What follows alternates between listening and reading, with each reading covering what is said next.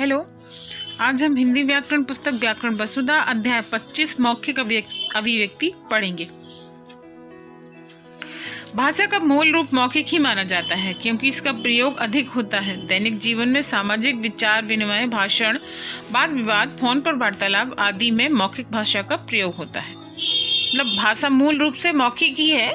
लिखना तो हमने बाद में शुरू किया। सबसे पहले हमने अपने विचारों के आदान प्रदान हेतु मौखिक भाषा का ही प्रयोग किया। मौखिक अभिव्यक्ति में ध्यान देने योग्य बातें: भाषा की शुद्धता, स्पष्टता एवं मानक भाषा का प्रयोग, भावानुकूल सहज एवं सरल अभिव्यक्ति पर ध्यान देना, विषय स्थान क्रमबद्धता और प्रासंगिकता एवं रोचकता पर ध्यान देना, प्रस्तुतिकरण एवं भाव भंगिमा इस तरह अनुकूल होनी चाहिए। कौतूहल, प्रवाह और जिज्ञासा बनाए रखने के लिए रोचक भाषा का प्रयोग, लोकोक्तियों, मुहावरों, सूक्तियों एवं काव्य पंक्तियों का यथास्थान प्रयोग। अगर हम चाहते हैं कि हमारी भाषा प्रभावशाली हो, लोग हमें सुने, तो हमें इन सब बातों का ध्यान रखना चाहिए, तभी हमारी भाषा को लोग ध्यान से सुनेंगे। ठीक है, अब हम देखते हैं मौखिक भाषा के रूप। मौखिक अभिव्यक्ति के विभिन्न रूप हैं: काव्य पाठन एवं वाचन, संवाद बोलना, भाषण, आंशु भाषण, वाद विवाद, समाचार वाचन, चित्र एवं घटना का मौखिक वर्णन, कहानी कहना, मंच संचालन, साक्षात्कार। काव्य पाठन मौखिक अभिव्यक्ति का प्रधान रूप है। किसी काव्यांश का सस्वर वाचन। कविता करते समय इस बात का ध्यान रखना कि वही भाव आपके उच्चारण से झलकना चाहिए जो कविता का है। अन्य विधाओं की अपेक्षा कविता वाचन में यति, गति, विराम तथा ध्वनि के आरोह अवरोह की विशेष सावधानी बरतनी चाहिए। विद्यालय में समय समय पर अंताक्षरी व कवि सम्मेलन आयोजित करके इस प्रतिभा को निखारा जा सकता है। कविता पाठन करते समय निम्न बातों पर ध्यान देना चाहिए: कविता का चयन सावधानी पूर्वक एवं अपनी रुचि के अनुसार करना चाहिए। कविता के मुख्य तत्व रस हैं: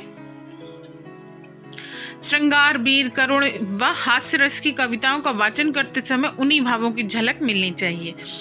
श्रृंगार अर्थात होता है प्रेम। जब हम प्रेम से संबंधित कविताएं करें तो हमारे भावों में वही झलकना चाहिए। वीर अर्थात ओजपूर्ण। जब हम बोलें कि अभी मैंने आपको एक उदाहरण बताया था अतिशोक्ति अलंकार में, जब तक राणा ने सोचा इस बार तब तक चेतक था उस पार।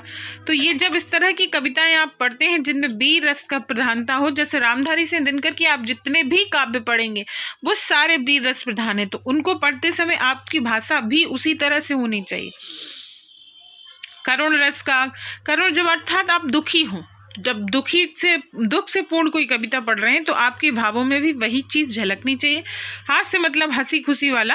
जब आप हंसना चाहते हैं तो इस तरह की कविता का पाठन कर रहे हैं तो आपके चेहरे पर भी वही होना चाहिए और आपके भावों से भी वही झलक दिखना चाहिए। कविता की महत्वपूर्ण पंक्तियों का पुनर्वाचन करना चाहिए ताकि उनका प्रभाव बढ़ाया जा सके। अर्थात जो चीज़ कविता में प्रमुख रूप से कही गई है उसको 2 बार पढ़ना चाहिए।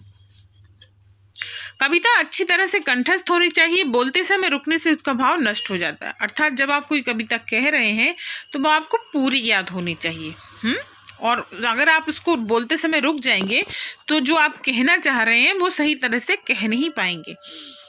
संवाद बोलना। संवाद से हमारा तात्पर्य है शुद्ध उच्चारण, स्पष्ट कथन तथा मनोभाव की अभिव्यक्ति। संवाद मौखिक अभिव्यक्ति की कुशलता में के विकास में विशेष महत्व है। इसके लिए सर्वप्रथम सरल, सरस एवं भावपूर्ण संवादों द्वारा अभ्यास करना चाहिए। विद्यालय में छात्रों को लघु नाटकों और झलकियों में भाग लेने के लिए प्रोत्साहित करना चाहिए। भाषण। भाषण अर्थात किसी विषय पर बोलना, अपने विचारों को व्यवस्थित एवं क्रम पूर्वक प्रस्तुत करना ही भाषण कहलाता है। मौखिक अभिव्यक्ति में कुशलता हासिल करने का महत्वपूर्ण साधन भाषण है। अच्छा वक्ता वही है जो श्रोताओं पर अमिट छाप छोड़े तथा अपने भाषण द्वारा उन्हें मंत्रमुग्ध कर दे। विद्यालय की प्रार्थना सभा में व समय समय पर आयोजित विभिन्न कार्यक्रमों में छात्र छात्राओं को भाषण देने का मौका मिलता है। भाषण का अभ्यास वक्ता में निर्भीकता एवं आत्मविश्वास में की वृद्धि करता है, जो उसके उत्तम प्रदर्शन में सहायक सिद्ध होती हैं। फिर यहाँ पर दिया है भाषण देने के लिए ध्यान रखने योग्य बातें। भाषण को एकांत में बोलकर अभ्यास करना चाहिए। आरंभ में उपस्थित लोगों का अतिथियों को सम्मान करना चाहिए। आकर्षक ढंग से बोलना चाहिए। श्रोताओं का ध्यान अपनी तरह आकर्षित करना चाहिए। कविता, शेर, प्रसंग, संस्मरण, घटना आदि सुनानी चाहिए। इससे श्रोता बंधे रहते हैं। ठीक है। यहाँ अगला दिया है आशु भाषण। आशु भाषण से और भाषण में थोड़ा अंतर होता है। आशु भाषण में विषय तत्काल दिया जाता है, पर्ची निकालकर विषय का निर्णय किया जाता है। आशु भाषण का उद्देश्य यह है कि छात्र किसी विषय पर तत्काल सोचकर अपने विचार व्यक्त करना सीखें। आशु भाषण के द्वारा छात्रों की बौद्धिक क्षमता तथा तुरंत सोचने की क्षमता का विकास होता है तथा आत्मविश्वास मूल्यांकन होता है। विषय की जानकारी मिलने पर धैर्यपूर्वक अपने विचारों को संयत करने वक्ता को उन्हें आत्मविश्वास के साथ प्रस्तुत करना चाहिए। दी गई समय सीमा का ध्यान अवश्य रखना चाहिए। वाद विवाद मतलब किसी विषय में पक्ष तथा विपक्ष तर्क वितर्क सहित अपने विचारों को प्रकट करना वाद विवाद कहलाता है। अगला दिया है समाचार वाचन। सूचनाओं का आदान प्रदान आधुनिक युग में आवश्यकता बनी हुई है। रेडियो, दूरदर्शन पर तो आप समाचार वाचन होता ही है, लेकिन विद्यालय में भी प्रार्थना सभा में समाचार वाचन होता है। समाचार वाचन में प्रमुख घटनाओं की जानकारी दी जाती है। इसके द्वारा मौखिक कुशलता के विकास के साथ साथ ज्ञान की वृद्धि भी होती है। अगला दिया है चित्र या घटना का मौखिक वर्णन। मौखिक अभिव्यक्ति की कुशलता प्राप्त करने के लिए किसी दृश्य, घटना, प्रदर्शनी आदि का वर्णन करना चाहिए। प्रत्येक छात्र ने अपने जीवन काल में कई घटनाएं देखी और सुनी होंगी। इन्हीं को मौखिक रूप से वर्णन करना ही एक कला है। कहानी कहना।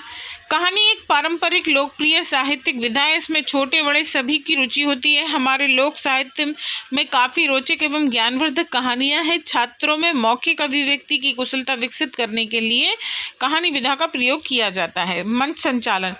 विद्यालयों में समय समय पर सभा एवं समारोह का आयोजन किया जाता है। इस अवसर पर छात्रों को कार्यक्रम संचालन का दायित्व सौंपा जाता है, जिससे वे सभा संचालन की औपचारिकताओं की परिचित हो सके तथा अवसर अनुकूल औपचारिक भाषा का प्रयोग कर सके। साक्षात्कार भी एक महत्वपूर्ण विधा है। उच्च कक्षा में प्रवेश के समय और नौकरी पाने के लिए साक्षात्कार देना पड़ता है। साक्षात्कार में सफलता के लिए निम्न बातों का ध्यान करें। साक्षात्कार देते समय आत्मविश्वास से जवाब देना चाहिए। शिष्टाचार के नियमों का पूर्ण ध्यान रखना चाहिए। उत्तर देने में जल्दी ना करें। सोच समझकर सरल व स्पष्ट भाषा में उत्तर देना चाहिए। अपनी बात पर अड़ियल रवैया नहीं अपनाना चाहिए। उत्तर न आने पर घबराने की बजाय धैर्य रखें और नम्रता से असमर्थता प्रकट करनी चाहिए। साक्षात्कार लेने वाले को अपने जवाबों से संतुष्ट करना चाहिए। वेशभूषा एवं शारीरिक भाव भंगिमाओं में शिष्टता झलकनी चाहिए।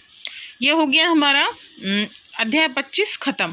अब हम देखेंगे अगले वीडियो में अध्याय 26। Okay, bye.